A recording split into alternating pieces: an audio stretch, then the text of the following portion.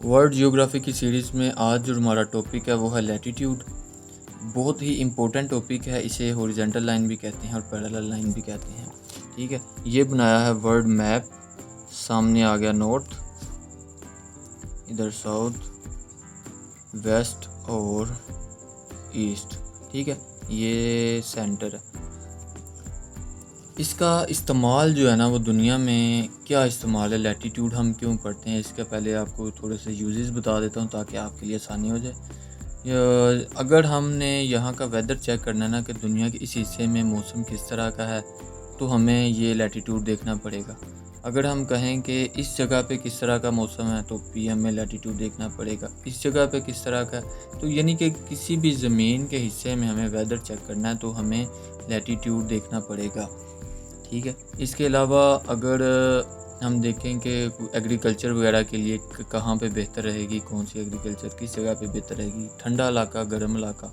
ठीक है, इसके अलावा GPS किसी की लोकेशन फाइंड करनी है तो भी हमें ये लैटीट्यूड को इस्तेमाल में लाना पड़ेगा, तो फिर हम जो है ना इजीली इस तक पहुंच सकते हैं। अब सबसे जो इसकी बिगेस्ट लाइन है वो बिल्कुल सेंटर में है। ये सबसे बड़ी लाइन ये ज़मीन के बिल्कुल दरमियान में लगाई है। इसे इक्वेटर कहते हैं। ठीक है, ये आपने याद करना है, इसको इक्वेटर कहते हैं। मैं इधर लिख देता हूँ इक्वेटर, और ये है 0 डिग्री, 0। ठीक है, इक्वेटर। अब 0 से यहाँ तक जाते जाते, नॉर्थ तक जाते जाते ये 90 डिग्री तक चला जाता है और इधर भी 90 डिग्री तक चला जाता है। अब 0 डिग्री से अगर हम यहाँ पे एक और लाइन लगाएं, फिर लगाएं 1 डिग्री की, 2 डिग्री की, 3 डिग्री की, 4 डिग्री, 5, 6, 7, 22, 23, 50, 100, 90 तक जाएंगे। ठीक है, 100 कह दिया मैंने, 90 डिग्री तक जाएंगे। ओके, और एक लाइन जो है ना, अगर ये 0 डिग्री है, यहाँ पे अगर दूसरी लाइन लगाते हैं 1 डिग्री वाली, तो वो हम यही आप समझें कि हम 0 डिग्री से 1 डिग्री तक पहुँचते हमने 111 किलोमीटर सफ़र तय कर लिया है। ठीक है, 111 किलोमीटर। इधर मैं लिख देता हूँ, 1 डिग्री जो है ना इज इक्वल टू 111 किलोमीटर। ये 1 डिग्री 111 किलोमीटर के बराबर है। तो अगर 2 डिग्री हम सफ़र करते हैं इधर को नॉर्थ की तरफ, तो 111 ज़रब 2 कर लें आप, फिर 3 डिग्री, 4 डिग्री, 5 डिग्री। तो ये इस तरह हम जहाँ भी जाएंगे, इधर अगर यहाँ पे पहुँचते हैं तो इसका जो एंगल का हिसाब लगाएंगे कि कितने डिग्री हमने सफ़र कर लिया है। 60 डिग्री कर लिया है तो हम कितने किलोमीटर, 0 डिग्री से कितने किलोमीटर अगर चले गए हैं। ठीक है, ये 1 डिग्री इज इक्वल टू 111। सही हो गया। अब जो है ना हम इक्वेटर हो गया, इसका जो पूरा सर्कल है इसका हम अगर हिसाब लगाएंगे ये कितना है, सरकमफ्रेंस, वो भी इधर लिख देते हैं हम।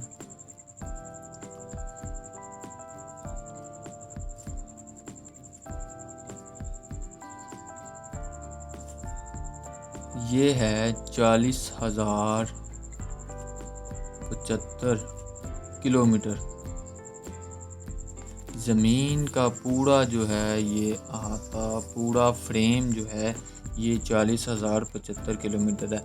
यानी कि 360 का अगर हिसाब लगाएं, इसको डिवाइडेड बाय 360 कर दें तो इसका आंसर हमारे पास आएगा 111.319 किलोमीटर। ये कैलकुलेट करके देख लें आप, इसके पास आएगा। तो बाज़ दफ़ा जो है ना हमारे 101 डिग्री इज इक्वल टू 111, ये अप्रोक्सीमेटली है, ये मुकम्मल नहीं है। और कभी कभार ये एग्ज़ाम में हमारे से पूछ भी सकता है फुल जो है ना, मतलब कि पूरा कितना है, तो फिर ये इतना आएगा। क्योंकि इसका जो पूरा फ्रेम का साइज़ है वो ये है। ठीक है, इसलिए आप समझ रहे हैं 111 किलोमीटर या फिर 112 किलोमीटर। ठीक है, ज़्यादातर यही 111 ही होता है।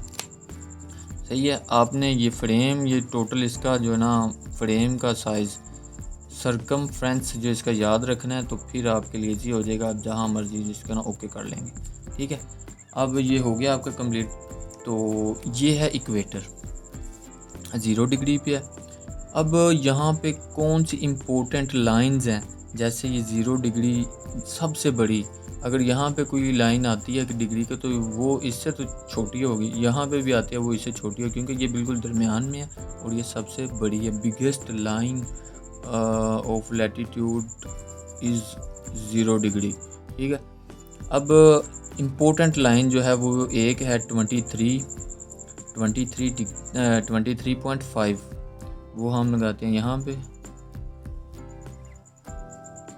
ये इम्पोर्टेंट लाइन क्यों है ये मैं आपको भी बताता हूँ।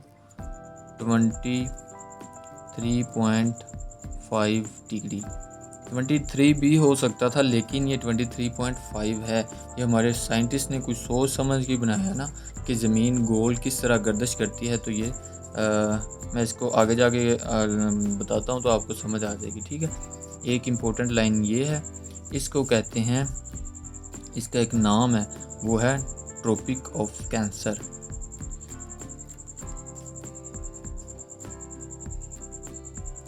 ट्रॉपिक ऑफ कैंसर, ठीक है। एक लाइन इधर है, इधर कर लेते हैं,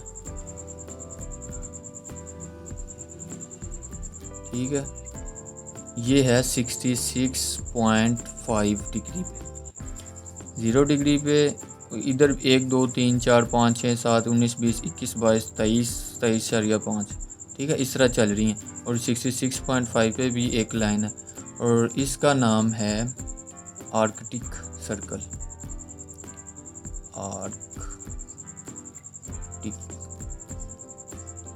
आर्कटिक सर्कल इस लाइन का नाम है, ठीक है। इसी तरह इसके ओपोजिट भी ऐसे ही है, एक लाइन है इधर 23.5 पे, ये मैं अंदाजे के मुताबिक लगा रहा हूँ, आपको समझ आ रही होगी। 23.5 डिग्री पे एक लाइन है और इसका नाम है tropic of Capricorn. Tropic of Capricorn, ठीक है। और एक जैसे कि 23.5 है और 66.5 है, ये होगी इधर 66.5 पे एक और लाइन है, 66.5 डिग्री पे एक लाइन है, इसका नाम है अंटार्कटिक सर्कल।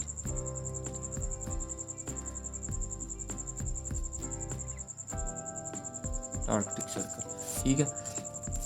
अब जहाँ पे एक बहुत ही इम्पोर्टेंट बात जो मैं आपको बताने लगा हूँ, जो सूरज है ना, सूरज वो यहाँ से निकलता है, ठीक है, ऐसे ये गर्दिश है उसकी, ये यहाँ पे गायब हो जाता है। असल में ज़मीन घूमती है या सूरज जैसे भी है, ज़मीन सूरज की जो रोशनी है ना, वो ट्रॉपिक ऑफ कैंसर और ट्रॉपिक ऑफ कैप्रिकॉर्न के दरमियान में है। ट्रॉपिक ऑफ कैंसर और ट्रॉपिक ऑफ कैप्रिकॉर्न के दरमियान में शदीद किस्म की रोशनी है। इधर हमेशा गर्मी रहती है। यहाँ पे कोई भी कंट्री आएगा, कोई भी सिटी आएगा, वहाँ के लोग आपको काले मिलेंगे, काले स्याह मिलेंगे, क्योंकि वो गर्मी में रहते हैं, ठीक है, फुल गर्मी में, हमेशा गर्मी में रहते हैं। यहाँ पे इधर या तो गर्मी होती है या फिर बारिशें होती हैं, ठीक है। और पाकिस्तान यहाँ पे कहाँ पे है, पाकिस्तान किस हिस्से में है, तो पाकिस्तान जो है ना यहाँ पे है, ये ट्रॉपिक ऑफ कैंसर के बिल्कुल पास है, इस तरह करके ना, आर्कटिक सर्कल के इधर, आर्कटिक सर्कल के पास ये वाला हिस्सा आता है हमारा नॉर्थ वाला, और साउथ वाला हिस्सा जो हमारा पाकिस्तान का वो ट्रॉपिक ऑफ कैंसर के पास है। और ट्रॉपिक ऑफ कैंसर से इस तरफ जो है ना वो गर्मी बहुत ज़्यादा है। हमारा कराची जो है ना यहाँ पे इसके पास है, तो कराची में देखें गर्मी बहुत ज़्यादा होती है। और इधर नॉर्दर्न एरिया में चले जाएँ तो गिलगित बल्तिस्तान और जो है पेशावर वगैरह, तो इधर जो है ना वो सर्दी बहुत ज़्यादा, बर्फ़ होती है, ठीक है। स्कर्दू वगैरह जाते हैं तो उधर बर्फ़ ही बर्फ़, और इस साइड पे जो है गर्मी गर्मी होती है। तो ये इसकी वजह ये है कि हमारा जो लोकेशन है वो इससे थोड़ी सी दूर है, इससे बचे हुए हैं हम इस एरिया से, ठीक है। इस एरिया में जो भी शहर आता है वो गर्मी से तपा, ठीक है, तपा हुआ होता है। और यहाँ के लोग काले होते हैं। हमारी रंगत है सांवली ज़्यादातर लोगों की, ठीक है, सांवले लोग ज़्यादा हैं हमारे पास, क्योंकि यहाँ पे इसकी गर्मी ज़्यादा कम है। और यहाँ पे 4 मौसम होते हैं, ठीक है, मौसम बहार, ख़ज़ां, सर्दी, गर्मी, हर तरह का मौसम हमें देखने को मिलता है। लेकिन यहाँ पे जो है ना, मैंने आपको बताया कि या तो फिर गर्मी है, गर्मी ही गर्मी, या फिर बारिशें होती हैं, ठीक है। अब इंडिया जो है हमारा साथ हमसाया मुल्क, वो ऐसे है,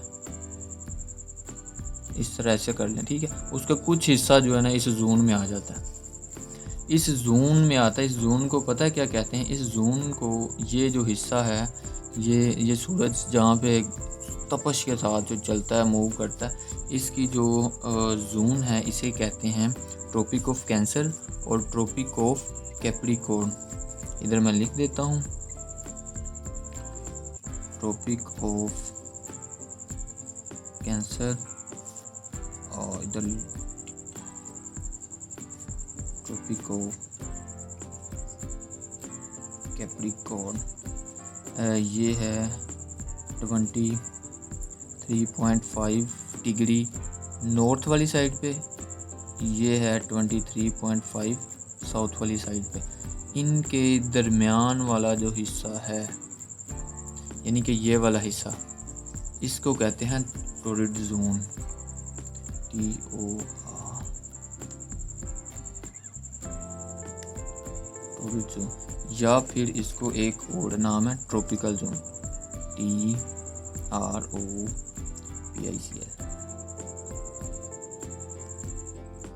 ट्रॉपिकल, ठीक है, ट्रॉपिकल जोन या फिर टॉरिड जोन। इस जोन को जो शदीद गर्म है, ठीक है। अब ये जो ट्रॉपिक ऑफ कैंसर और आर्कटिक जोन जो है जहाँ पे हम मौजूद हैं, इसको कहते हैं टेम्परेट जोन। क्या कहते हैं? टेम्परेट जोन, यानी कि टेम्परेचर यहाँ पे नॉर्मल है, ठीक है। इधर मैं लिख देता हूँ ट्रॉपिक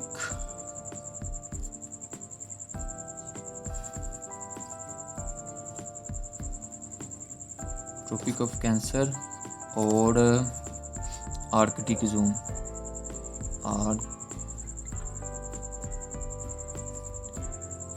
आर्कटिक सर्कल। इसके दरमियान ये है ट्रॉपिक ऑफ कैंसर है 23.5 डिग्री नॉर्थ वाली साइड वाला, और ट्रॉपिक ऑफ कैंसर है 66.5 डिग्री नॉर्थ वाली साइड पे जो है, ठीक है। इसके दरमियान वाला जो एरिया है टेम्परेट जोन कहलाता है।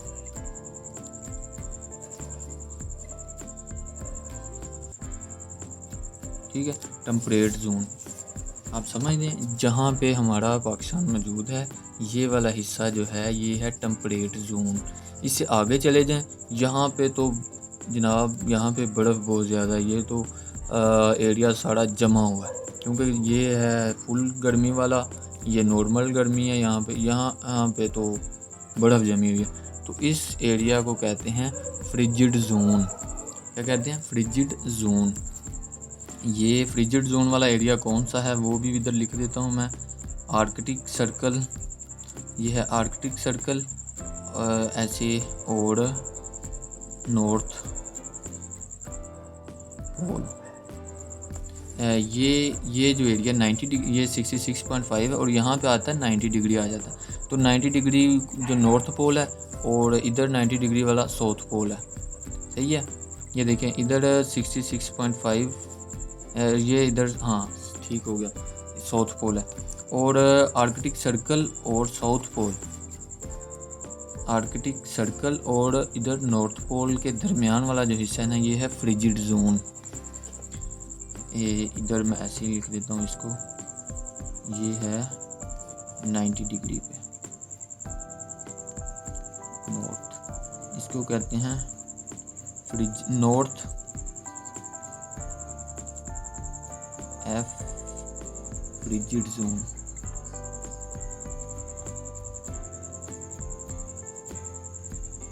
ये आप अपने पास नोट्स बनाएंगे ना, तो अच्छे से क्लियर करके नोट लिख लेना। मैंने आपको समझा रहा हूँ कि आर्कटिक सर्कल और नॉर्थ पोल के दरमियान वाला हिस्सा था नॉर्थ फ्रिजिड जोन।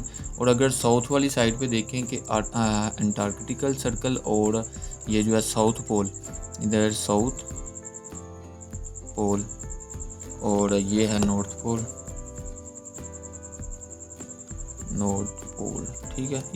ये ऐसा नॉर्थ पोल और ये वाला south pole, south frigid zone, ठीक है। जैसे ये नॉर्थ फ्रिजिड जोन है, ये जमी हुई है, और इस साइड पे जो है ना ये होगी नॉर्थ साउथ फ्रिजिड जोन। ये क्लियर हो गया। अब इसका आपको एक और बात बताता चलूँ कि ये जो है इक्वेटर, ये कितने कॉन्टिनेंट से गुजर रहा है। ये भी बहुत ही इम्पोर्टेंट एमसीक्यूज है कि ये जो है ना ये 3 कॉन्टिनेंट से गुजरता है, ठीक है। एक तो हो गया अफ्रीका, यहाँ पे इस जगह पे करके ना अफ्रीका यहाँ पे हो गया, ठीक है। और एशिया भी यहाँ पे आता है। एशिया के जो है ना वो कुछ इंडोनेशिया का जो आता है वो उसके जज़ायर वगैरह हैं, ठीक है। और जो है हमारा साउथ अमेरिका, नॉर्थ अमेरिका यहाँ पे है, और साउथ अमेरिका का हिस्सा जो है ना सारा वो भी इसी में आ जाता है, ठीक है। यानी कि 3 कॉन्टिनेंट हैं। और इसके अलावा अगर कंट्रीज़ की बात की जाए तो टोटल ये और ये तीनों कॉन्टिनेंट के कंट्रीज़ मिला के टोटल 13 कंट्रीज़ हैं। ये भी मैं नोट कर देता हूँ यहाँ पे ताकि आपको जो है ना आसानी रहे। कॉन्टिनेंट जो हैं ये हैं 3 और कंट्रीज़ हैं 13, ठीक है। 3 कंट्रीज़ हैं और टोटल 3 कॉन्टिनेंट और 13 कंट्रीज़ हैं जिनके बाकी यहाँ पे हम रहते हैं। तो ये तो एरिया बहुत सारे कंट्रीज़ बन जाते हैं इस एरिया में, ठंडे इलाकों में, ठीक है। तो उम्मीद है कि आपको ये वाला जो टॉपिक है लैटीट्यूड का समझ आ गया होगा। ये लैटीट्यूड का आज का टॉपिक था हमारा। अब हम जो है ना लॉन्गिट्यूड के बारे में पढ़ेंगे। लॉन्गिट्यूड अगली वीडियो में आपको बताया जाएगा कि लॉन्गिट्यूड जो है ना वो उसका क्या फ़ायदा है। उससे हम किसी भी एरिया में मौजूद हों, पाकिस्तान का टाइम हम इजीली निकाल सकते हैं। पाकिस्तान में अगर ये टाइम है तो फिर इंडिया में कितने टाइम का फ़र्क हो सकता है वो भी हम निकाल सकेंगे इजीली। कोई मुश्किल नहीं होगा हमारे लिए अगर हम लॉन्गिट्यूड को भी जान जाते हैं। जिस तरह हमने लैटीट्यूड को समझ लिया, हमें सर्दी गर्मी और वेदर का इल्म हो सकता है। तो इस तरह हम जो है ना लॉन्गिट्यूड के बारे में पढ़ेंगे तो हमें टाइम मैनेजमेंट निकालनी आ जाएगी, टाइम के बारे में जान पहचान आ जाएगी। तो वो फिर हम अगली वीडियो में डिटेल के साथ करेंगे। तो उम्मीद है कि आपको ये समझ आ गई होगी। अगर इसके बारे में कोई भी किसी भी तरह का क्वेश्चन है तो आप पूछ सकते हैं। मिलते हैं अगली वीडियो में। अल्लाह हाफिज़।